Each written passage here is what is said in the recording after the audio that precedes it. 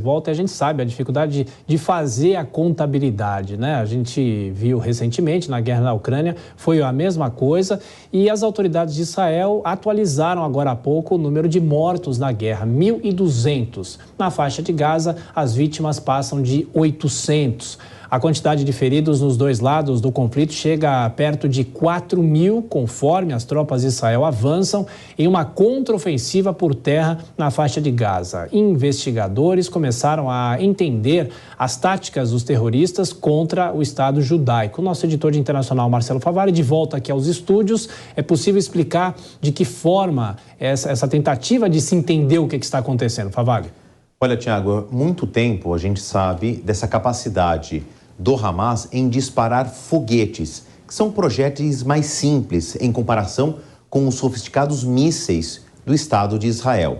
Mas agora os próximos passos, ou os primeiros passos da investigação, ampliam um pouco aí o panorama e se percebe que aqueles foguetes que estavam na relação do armamento inimigo do Estado de Israel foram atualizados e muito provavelmente eles já têm equipamentos mais sofisticados. Não se igualam com a capacidade de resposta de Israel, mas tornou o jogo bastante mais equilibrado. Vamos olhar o que se sabe ou se presume que é o novo armamento, a nova capacidade de disparo quando se fala de foguetes por parte do Hamas contra o Estado de Israel. E muito provavelmente o que aconteceu agora. Por que o chamado domo, a cúpula de ferro, né, esse nome dado ao sistema de proteção de Israel, ele foi tão facilmente driblado? É o seguinte, até então, Israel trabalhava com essa perspectiva. Eu usei aqui uma figura humana para vocês entenderem o tamanho do Qassam, que é um foguete. Viajava aí male-male uns 10, 12 quilômetros, em alguns casos até 16 quilômetros de alcance máximo. Eles tiveram acesso a um outro tipo de equipamento e o jogo mudou a partir do momento em que Israel está trabalhando com a hipótese que eles têm foguetes muito mais, que voam muito mais longe, né? Alguns chegam a 150 quilômetros por hora. O domo de ferro é capaz de fazer uma interceptação, ele observa um objeto hostil inimigo. Essa interceptação acontece até 75 quilômetros. Então a gente viu que esse R-160, ele pode chegar a 150 quilômetros de alcance. Agora, a gente tem que imaginar um arco, que é mais ou menos o quanto esses foguetes voam. Ele sobe a uma altura bastante grande, viaja a alta velocidade e quando o combustível acaba, não é que ele cai, ele está na metade do caminho. Ele ainda faz uma queda projetada no final desse arco e aí isso explica como é que ele consegue ir tão longe. Ah, mas o domo, a cúpula de ferro, o sistema de proteção inteligente que dispara contra esses foguetes hostis não consegue interceptar? Consegue. Tem um acerto superior a 90%, em alguns casos 97%. Mas este foi um ataque de saturação.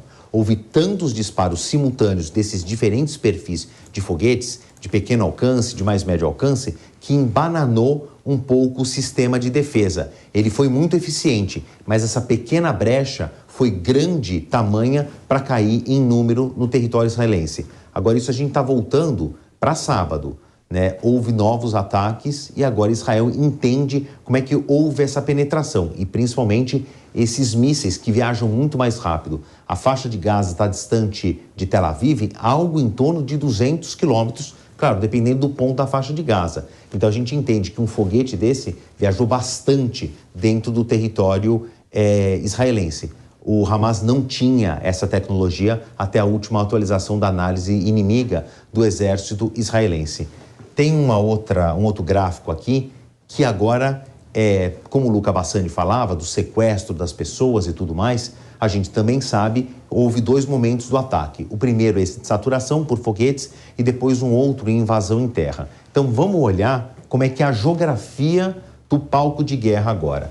Aqui o território de Israel, aqui apenas um recorte do mapa. O território de Israel é muito mais extenso do que esse que aparece e muito, muito maior do que a pequenina faixa de Gaza, que eu estou falando aqui algo em torno de 350 a 360 quilômetros quadrados. Existem pontos de travessia entre os dois territórios. Então Israel entende Gaza mais ou menos como um território estrangeiro. É preciso documentação, tem um controle de fluxo de pessoas. Obviamente, esses militantes terroristas do Hamas, eles não saíram ordenadamente em fila indiana, apresentando documentos e atravessaram para o lado israelense. Houve rompimento desse bloqueio por túneis. Há registros aqui, relatos comprovados por fotos também, que retroescavadeiras foram usadas para romper passagem num muro que ele é uma dupla fila de concreto e tem um vão no meio. Então, é uma dupla barreira para dificultar justamente esse fluxo aí de pessoas indesejáveis. Houve, então, esse registro de que uma retroescavadeira foi usada, túneis foram cavados para que sorrateiramente, clandestinamente, esses militantes do Hamas passassem para o lado de Israel. Em 3 momentos diferentes, tá? Essas setas vermelhas aqui mostram o que eu falei do rompimento da barreira física do muro de contenção. Houve aqui um registro de um drible, vou chamar assim, uma passagem por água, por mar, e o mais impressionante é este ponto no meio do território, onde muito provavelmente foi um ponto de lançamento de algum artefato do tipo um paraquedas, um parapente, que é mais ou menos um paraquedas motorizado, ou uma asa delta, em que militantes saíram daqui e sobrevoaram esta barreira de contenção.